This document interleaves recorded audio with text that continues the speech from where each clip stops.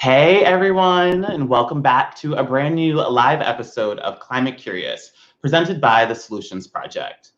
I'm Shanae Watkins of Agency of Joy, and I'm here to talk about the latest issues involving environmental racism, climate justice, and COVID-19, with some of the nation's most moving and inspiring leaders.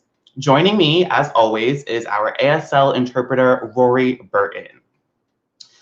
Our goal in the show is to transform the way that you think about climate change, as well as the ways that you can also get involved with the solutions. Every Tuesday, we'll have a little bit of fun, we'll get serious, and we'll have some real talk about the problems and the solutions facing our country. Today, we're talking Indigenous power. All around the world, Indigenous peoples have lived on lands and now colonized lands such as the United States. And while colonization, climate change, and capitalism have continued to threaten the health and safety of Indigenous peoples and their land, our guests today are envisioning and creating a more liberated world for their people and for all. As always, we're going to have a Q&A portion later on in the show, so please be sure to send in all your questions throughout the show and all of your comments using the hashtag ClimateCurious. And also want to give a special thanks to Now This, our partners over there, for live streaming on their platforms. All right, now let's bring in our guest. Our first guest is a longtime advocate for human rights, survivors, children, and families. She served as the Attorney General for the Oglala Sioux tribe on the Pine Ridge Indian Reservation in South Dakota.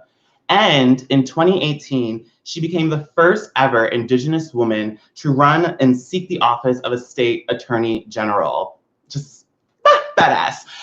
Everyone, please welcome Executive Director of Thunder Valley Community Development Corporation, Tatewin Means. Hi. It's really good to be here. I appreciate the opportunity to have this important conversation, to share this time with Sarah, and to represent, my home community and the work that we do at Thunder Valley Community Development Corporation. Thank you. Thanks, Sarah. Thanks, Tatewin. So happy to have you on our show and segue into our next guest. So our next guest is an Emmy Award-winning storyteller focused on uplifting Indigenous peoples' worldview and issues. She is the CEO and co-founder of Return to the Heart Foundation, a grant-making organization empowering visionary Indigenous women-led initiatives. Everyone, please welcome Sarah Eaglehart. Good day, everybody. I'm so excited to be here, and especially sharing this space with my sister, Tatewin Means. And yeah, I'm really excited just to get into this conversation. Me too. This is a much needed conversation at a very timely time. Even if it was the conversation could have happened 20 years ago, we're having it right now. And I'm so honored to have you both with us. We have a lot to get into, so we're just going to jump right into the news of the week. And we got some news to talk about today. So as of just yesterday, it was announced that the NFL's Washington Redskins will change the team's name and logo. So according to CNN, the announcement comes just days after the team said a quote unquote thorough review of the name would be conducted. Now, mind you, the audience, the name has been long denounced by both Indigenous and non-Indigenous folk for as long as the mascot has been in use for 87 plus years. And so, Tatewin, my first question is for you. Do you think that kind of the current groundswell of protests and uprisings combined with the fear of losing corporate sponsorship was what really spurred this change? Absolutely. I think that there is a tremendous amount of opportunity happening because of the movement and solidarity that you're seeing across the nation, especially from communities of color. So I think the grassroots movement of the people has really motivated a lot of white society to educate themselves, to take that initiative, to learn more about the land they're on, how it came to be, and especially with Indigenous issues. And so I think that combined with, of course, I think the ultimate motivation is money. When you mess with a capitalist society's money, you make things happen. And it's sad to see that may be the most influential piece, but that's the reality of the society we live in. And so if we can, and I think that's something to show the rest of the country, once we can start to put pressure on those that hold the money, we'll start to see more of this type of change happening. And so that's influencing boards, that's influencing CEOs and those top decision makers, which more often than not are white men. So it's really addressing the patriarchy in this country, I think, as well, and motivating a shift in that dynamic to seeing more people of color on boards and making decisions, especially women of color. And I really like to address the topic of today about Indigenous power, because one thing I would ask, our allies and comrades in this movement of liberation is to really be cognizant of the word and the language we use when we are in this fight and struggle for liberation, and being really aware not to use the colonizer's language. And this term power is foreign to a lot of Indigenous communities in the context that white America uses it. And it was under the auspices of this perceived power that our nations were nearly annihilated and subjugated. And so, when we use language like take back the power or shift the power, that means there's always somebody without. And why would to create a society with continual inequities? Rather, Indigenous people often strive for balance. And so I would just really encourage everybody to think about the language that we use when we talk about these movements, because we want to denounce everything that is white settler colonialism, and that includes the language. Yes, thank you so much for that. And I think you bring up a great point, which is right. We're in a moment of time where a lot of us, whether we are in the movement or not, are having to learn and unlearn things that we have taken for granted. So thank you for bringing that into the space. Sarah, my next question is for you. What kind of message do you think this sends about the changing of the name? Well, it's a step in the right direction. I personally am not celebrating yet. I know a lot of people are celebrating, but I'm personally very cautious about this because of my childhood experience. In 1994, I'm like dating myself now, but I protested with my identical twin sister at age 16. And, our mascot that was at a border town high school, Bennett County High School, they had a whole homecoming ceremony that went along with it that had a big chief, a medicine man, and 5 warrior princesses. And the actions behind what they used the warrior mascot for, literally the 5 women who were mostly non-native sat around a fire, sang Indian love song, and the medicine man danced around the women to choose one to give to the big chief. Of course, everything about this was wrong. So much of, we think about the earth and the climate in our stories, and this story in particular, we were 16. I didn't know of any other mascot protests at that age, at that time. But I knew enough because of my upbringing that we knew that it was wrong. And even though we were the first young people that were really springing up to do this, we had so many people come to our supporting us with tribes and passing resolutions, and even AIM coming, American Indian Movement, coming and supporting us. And so for me, when I think about the longevity of that protest and like where we got to today, there were so many fights again. They were like, why don't you just compromise? We'll call the medicine man Little Chief. How about that? We'll make it more authentic. How about we make the outfits more authentic? And so there was all of this sort of negotiation with people that didn't understand the culture or language or stories or how it relates to an entire people, and not understanding how, even the R word team, that is just completely in the face of our cultural value system, of how we value women, of how we value our people.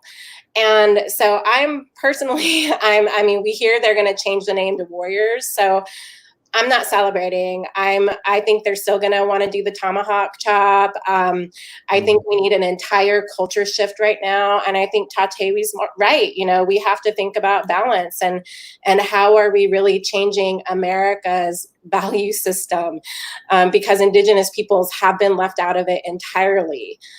So that's where I'm at. Period. Thank you so much for that. And I wonder, because you bring up the story about your high school, what was the result of that? Like, do they still go by the Warriors, or? You know what? They kept the Warrior name. They were supposed to change it. That was part of our agreement. We had to protest for 4 years. They were hoping that we would go to college and be gone forever, but we didn't. I mean, I came back a couple years later with like a baby on my hip and was still protesting. So no, and what I would say about that is that behavior hasn't changed. So even within this last school year, there was a young woman who came to school and had her hand, a hand painted on her face that signifies the missing, murdered Indigenous women movement. And she was actually suspended from school and kicked out because they didn't understand it. And they literally thought I don't know what they thought. They probably thought she was going to start a war party on the school or something. I don't know. But, you know, they didn't get it. And I mean, that's the disconnect that we're talking about. Is that these education in our education system in America, period, doesn't know anything about Native Americans. And that's why I cannot trust an NFL brand, you know, to make a big change and know what's right. Well, thank y'all both for your bright and insightful opinions here. I think this is so great, and we could talk so long about this. We're going to go deeper with our next segment in Real Talk, coming up next.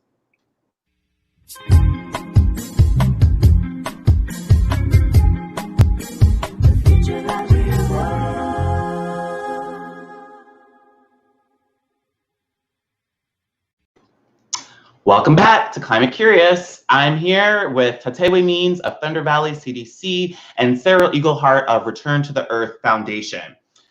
Today we're talking Indigenous power. And actually, I want to reframe, we're talking Indigenous stability and Indigenous sovereignty. We're talking about liberation of Indigenous peoples. That's what we're talking about today.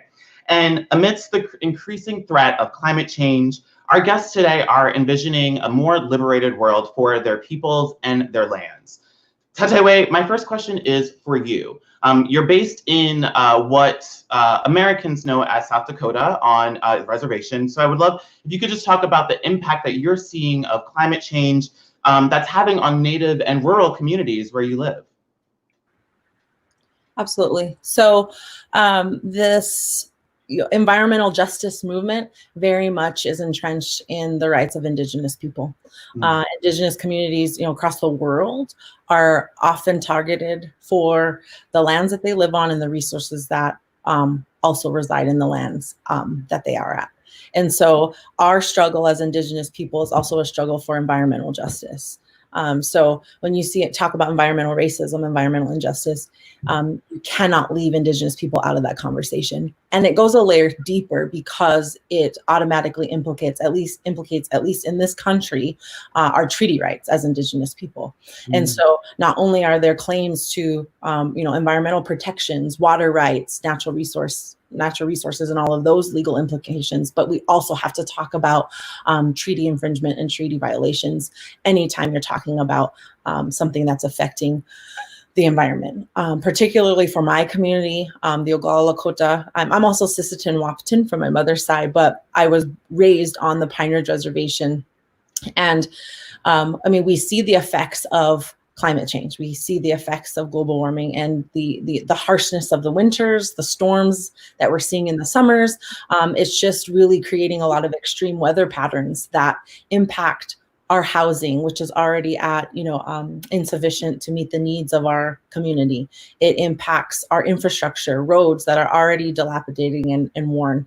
All of those essential things that help a community thrive and continue to develop are extremely at risk. And then not to mention the safety of our communities. You know, we still have some homes that are without running water and electricity that are impacted even further by these things. Last year, we had floods that impacted many of our residences and communities. Just last weekend, we had severe weather come through our communities, tornadoes that impacted Thunder Valley CDC in particular. And just, you know, a half a mile down the road, there's a dialysis center that the roof got blown off. And now where are those patients to go? You know, we're already rural. We live on 2.5 million acres in a rural area.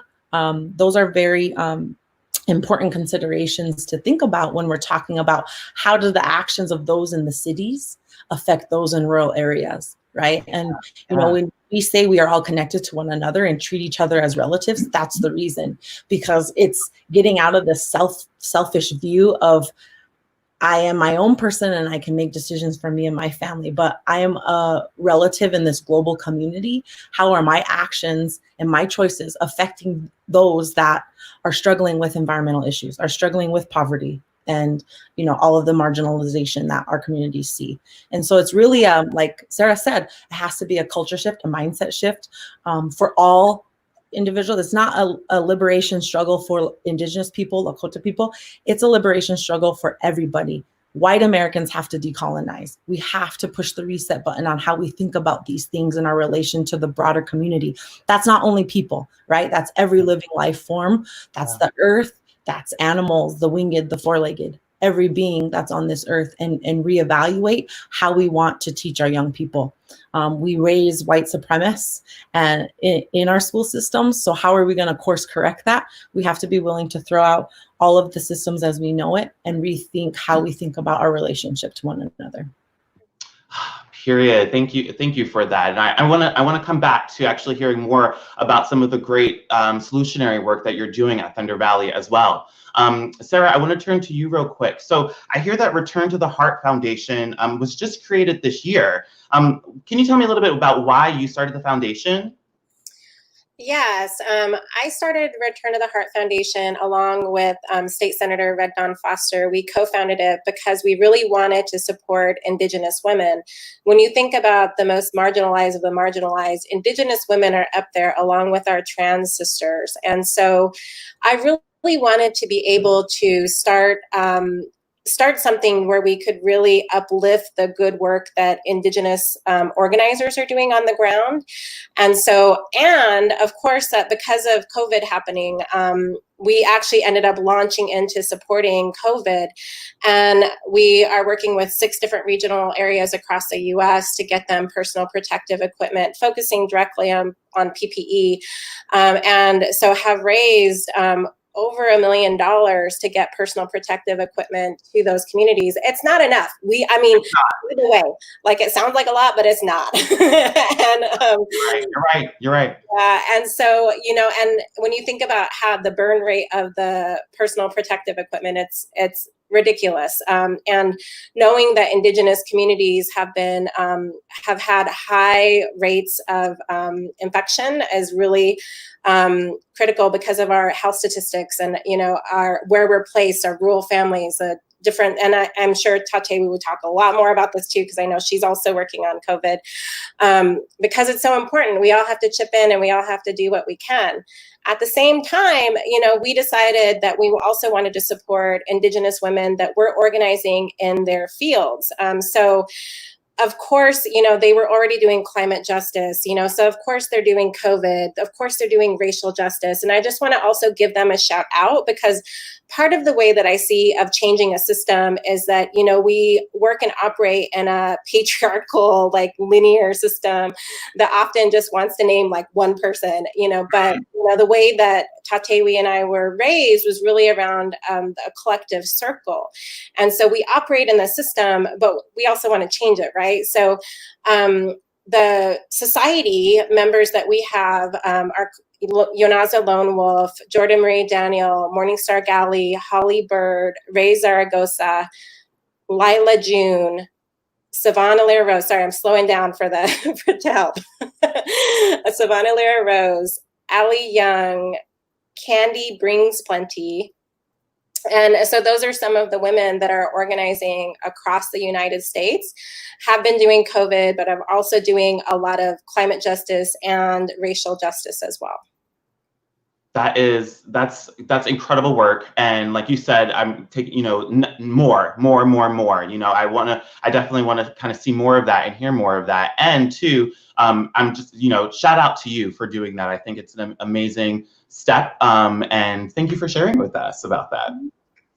You also we're going to be coming up soon to a questions and answers, and this is a great conversation, and I'm seeing you all our comments. Please do send in your questions today that we'll get to ask to Tatewin and Sarah using the hashtag #ClimateCurious, and we'll be sure to send those up on screen.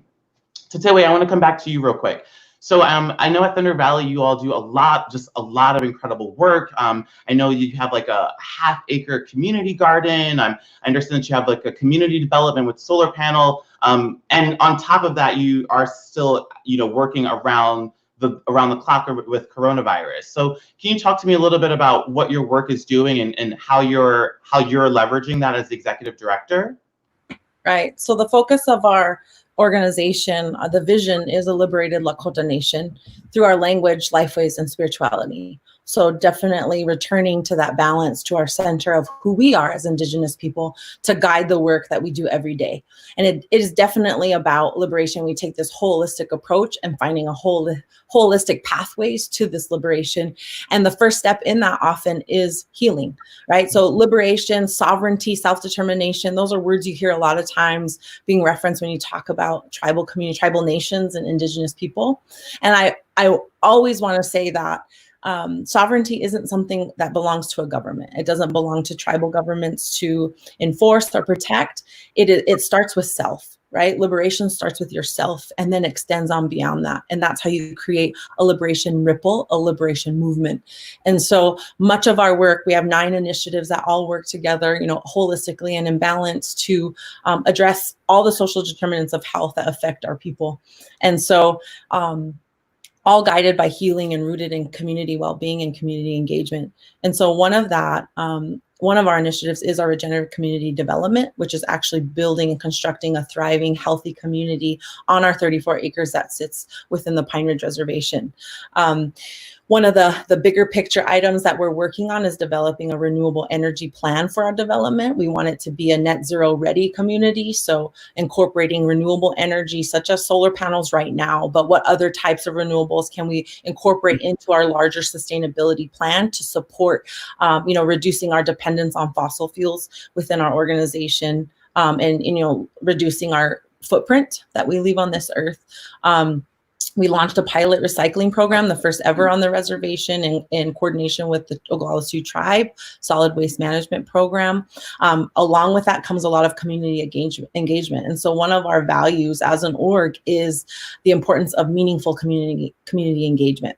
Not surface level, we engage community, but we're still going to do what we want to do, but really listening and engaging in a meaningful way.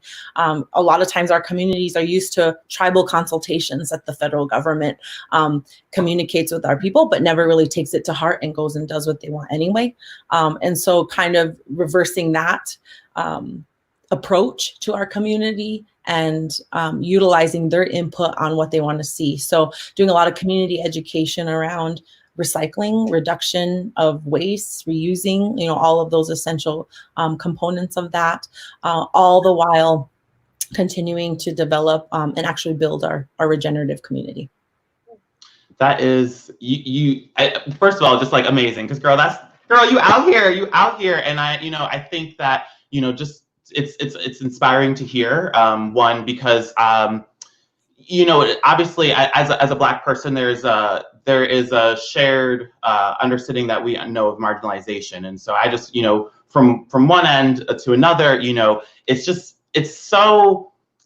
the stuff that we don't hear about every day. You know, I think this is what's coming up for me is that, and this is why I love that we're having this space to talk about this, because y'all have been around, y'all are out here, y'all are creating solutions. You are, like you said, you are helping liberate and help to heal your people. And so thank you for that. Okay, so, go ahead. Right, and I just want to say that it's definitely all not me. I mean, the work started before I came on board, and I have a tremendous team now that works, across organization. We have nearly 60 employees, and it's day in and day out, every employee, knowing their role and responsibility to this liberation movement and fully realizing that, I think, is also the other important part. A lot of times people in our communities feel like my actions won't create a change. Very much, that apathy you see, that hopelessness. And so it's trying to galvanize that spirit, even amongst our staff, to say this work is vital because of this bigger movement that we are a part of. So I just wanted to give a shout out to, my colleagues, my staff that I work with every day. They do tremendous work. Shout out to the Valley staff. Hey, we see you. And Return to the Heart staff. We see you. Yes, no, 100%. Thank you for bringing them in here. Okay, so I want to talk to you all, just more about liberation. We're in a time where we're seeing, more conversations about what collective liberation can look like for all of us. And, I wonder, to both of you, and Sarah, I'll start with you first. Do you think there are opportunities for us to work together around our communal liberation, particularly for communities, marginalized communities, like Black and Brown communities, women of color? What are ways that we can work together? There's so many different ways. I mean, I feel like part of a lot of the work that I've done has really been about bridging different communities. My previous lives in my career have taken me from, working in marketing and advertising at an Indian casino in San Diego to working at the International Church, the Episcopal Church, under the first female presiding bishop, Catherine Jefferts Schori. And so I worked internationally and was a team leader of diversity, social justice, environmental justice, and then went on to become a part of, Native Americans and philanthropy. And I'm also I'm on the national board of the Women's March. And so a lot of, and I'm writing a book, by the way. So I like how you guys dropped that up there. And so a lot of where I feel, that I can contribute and help make change is really around the bridging and the storytelling and the amplifying. And I feel that's really important because, I spent so many years trying to teach at a grassroots level. And, for me, honestly, I just felt it's taking too long. and I thought, okay, how do we help get these stories that Indigenous peoples have about the worldview, our collectivity, our ceremony and the sacredness and the spirituality, because we're at a time when Mother Earth needs these stories. And unless we're able to find those avenues for amplification, we won't make it. and so that's why I'm really appreciative of allies that have stepped forward to work with us, like Mark Ruffalo, like Anne Hathaway, as well as like John Legend, who I worked with on the project Crow the Legend, which was a story about how the crow became Black. But it also is a story about, Mother Earth and your relations to the animals and how, this also impacts this world that they're in. And so you can find that on YouTube if you want to look it up. It's also on virtual reality on all of the different headsets, Oculus and all of that. But we had incredible people that contributed their names, and their voices, like Oprah Winfrey, like Liza Koshy, Ty Sheridan, Constance Wu, Diego Luna. And that was really important because, it was one of the first times that we could really create that direct link. And for me, it was also healing experience to be able to be in this other world where you're dancing and laughing with the animals. As Lakota people, we're taught that we are related to the animals from the time that we are young. And so to be able to be in this world and, sing and dance with the animals, like I felt like it was really incredible. And who do I have to thank for that? John Legend. Okay. Like he, was willing to, take the chance and work with this story, find the right partners. Randy Edmonds, who's also Kiowa, Choctaw, Kiowa and Caddo, came forward and was also played the narrator in there. And I was asked to play the moon, the voice of the moon. So I was like, who says no to playing Hawi? I had to do it. But, to get that kind of visibility on a higher level, which only creates more avenues and opportunities for others. So I'm all about let's work together, let's find a way. But it starts with getting to know one another, and it starts with taking that time to learn each other's cultures. And that's where we have to remember to be grounded, and we have to remember we're in a different time. And I'm really excited about that, because we've never been in a time where people are actually listening to healing, right now in COVID. And so while there is so much devastation happening, it's also an opportunity for change. And I'm excited about that. Great, great. Thank you. And congrats on that work. That's phenomenal. So Tatewin, same question to you briefly. Where do you think there are some opportunities for us to work together around communal liberation? I think it starts in the home. I think it starts in the education system. People willing to step aside and create space for people, and especially women of color in those spaces. So I'm talking school boards, I'm talking administration of schools, in order to completely reimagine what a liberated education and curriculum could look like.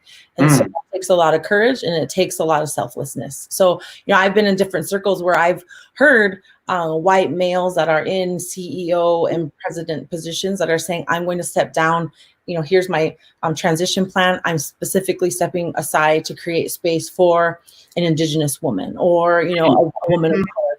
And we need more of that. We need more of that willingness to give someone else a chance. Like, you've had your chance. How long have you been in these positions to make decisions, and you're blowing it? So why not step aside and create these opportunities for people that have a different worldview, a different perspective, and might be able to bring real change to our community? So I think it starts at those youngest levels with our youngest relatives, at any hope for a liberated society. Snaps to that. It starts in education. All right, y'all, thank you so much for joining on this Real Talk conversation. Up next, we're going to take it over to your questions from the audience with our Q&A segment.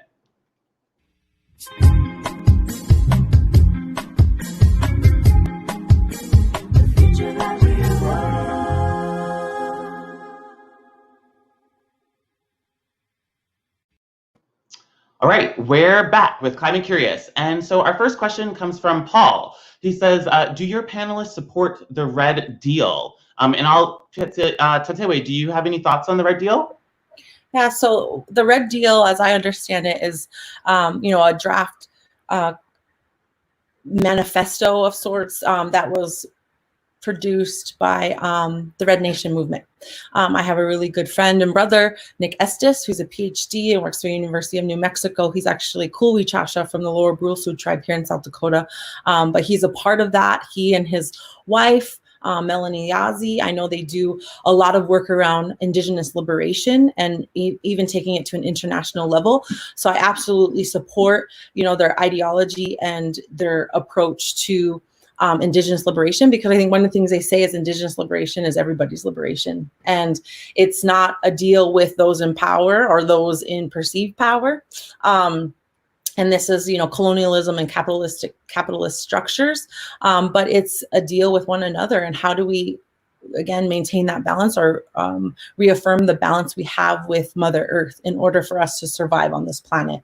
And so I think it's important that that is there, that people read it and learn about it, and become a part of that movement, because we have such invisibility as Indigenous people.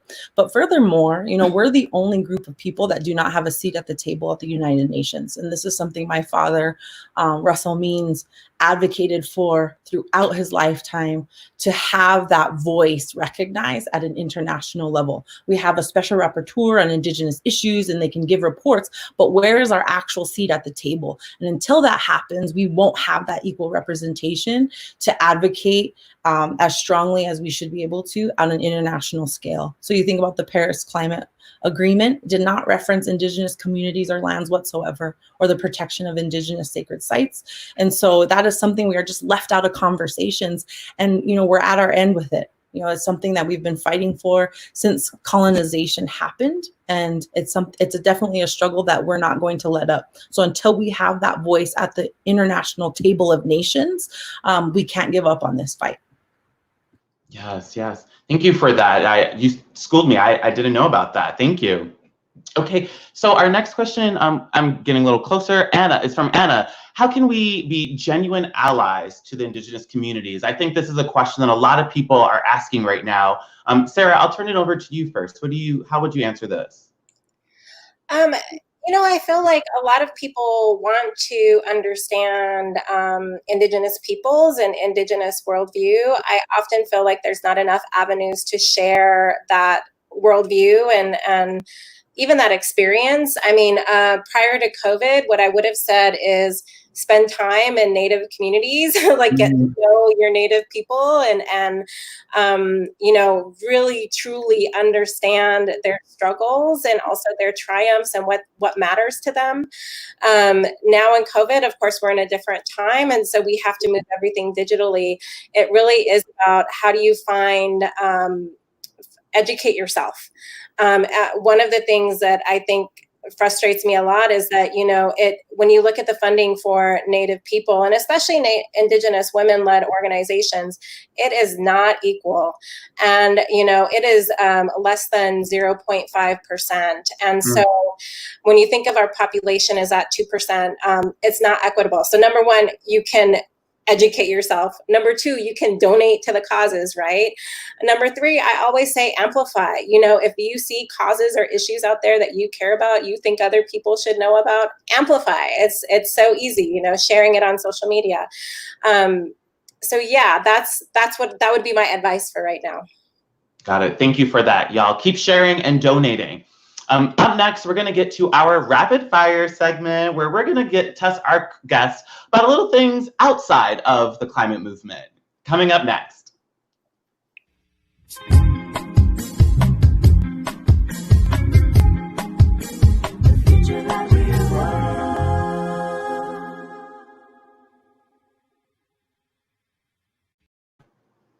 All right, we're back, and thank you again to Tatewin and Sarah Eaglehart for joining us today on Climate Curious. So this is our rapid fire segment. So we're gonna have a little bit of fun here. So I'm gonna ask you both questions, and you have to answer in 1 or 2 words with whatever comes to your mind. Okay, and I'm gonna ask the question to both of you. So just for order, because we're online, y'all. I'm gonna shoot it to Sarah first, and then Tatewin, just the way I'm looking at.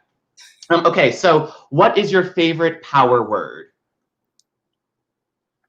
I thought Tatewin said we can't use power.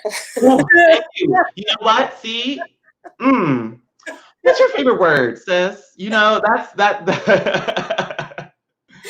I mean, I wouldn't, my favorite word actually is a phrase, Madakuya Oyase, which means we're all related, we are all connected. It's the Lakota Amen. So yeah, that would be mine.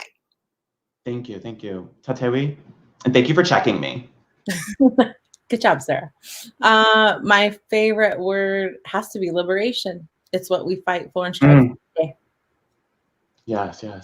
All right, next question. What is your idea of happiness? My idea of happiness is being in the middle of the Pahasapa, the Black Hills, and sitting next to the stream that goes through the Black Hills with my little puppy dog and my family, and just enjoying life, being connected. That sounds happy. My idea of happiness is being with my children, my family, and participating in any one of our ceremonies that we have. Got it. And last question, what is your favorite comfort food? Gosh, I don't know if I have like a favorite comfort food, because I feel like I have a hard time choosing any one thing, because it just changes all the time. I don't know, go Tatewin. Okay, so this is funny because my closest friends will tell you that I snack all the time. I don't think so, but they say this. But for real comfort food, I go to fried potatoes. I love fried potatoes, like a tater tot casserole, and Mexican. All right, yeah, y'all got my mouth watering over here now. Thank you for that. Also, I just want to shout out, I saw a comment that came up from Hawkeye, and I totally agree with you. They said to give the reins to women because y'all got it going on, and I couldn't agree more. Just so shout out, I get to work and just talk to y'all fabulous women for these past 35 minutes. And yeah, girl, people give up your seats and bring in some new folks, especially Indigenous women. Okay, y'all, so thank you so much for joining us today. That's all the time that we have on Climate Curious this week. Before we let our guests go, though, I do just want to pass it over to you all to hear what's going on. Are there ways that folks can get connected? Do you have any events coming up? Tatewin, I'll pass it over to you first. Sure. On Friday, we're launching a call to action for our COVID response. So we work in coordination with a lot of local grassroots individuals and organizations in an Indigenous response network. And our partners, the 7th Generation Foundation and Solutions Project, are a part of this call to action to raise funds. And the 7th Generation Foundation is generously matching donations up to $50,000, a one-to-one match, which is really tremendous. We really appreciate them. And so that launches Friday. So please follow us on our social media, support our cause, learn about our organization, our people. We really appreciate your support. Awesome. Thank you. And Sarah? Yeah, I would say two things. One is definitely supporting Return to Heart. You can find us under returntoheart.org. Return to the Heart Foundation, we focus on the intersection between civic engagement, climate justice, narrative change, and restorative and regenerative development. We really want to help Indigenous women-led organizations and initiatives because we really do believe that Indigenous women have the answer.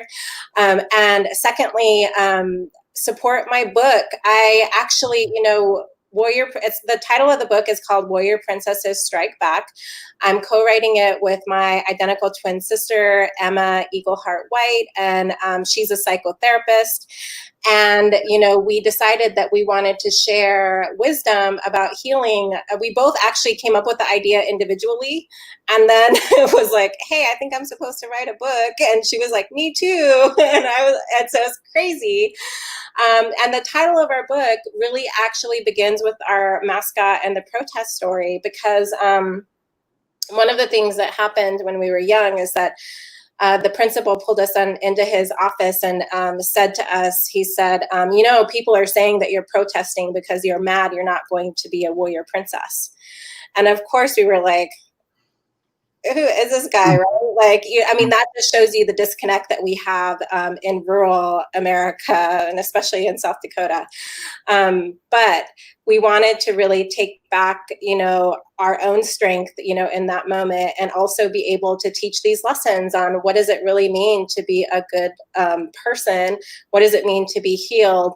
And to share those insights from a Lakota perspective, because, I do feel very privileged that I grew up with my grandmothers in my own community. And I know that so many people don't have that privilege, but I was privileged. And I know so many other communities are also looking for that connection to their tribal identity, and especially, even African Americans. I went to the 400-year return in Ghana last year. And so I really identify with, thinking through how can we really bridge the gap of knowledge and get Indigenous worldview out there and really create that culture shift and create healing. Yes, yes. Well, thank you for that, y'all. Go follow these women and their work. This is important work that they're doing. Like they said, they are not doing it alone. They have a team behind them. But definitely, Tatewin Means and Sarah Eagleheart are two inspiring women who I'm so grateful to have joined us on today's Climate Curious. That's all the time that we have this week, but we'll be back next week to talk our food and our body. I'm Shawnee Watkins of Agency of Joy, and that's it. Don't forget to smile, y'all. Cheers. We're gonna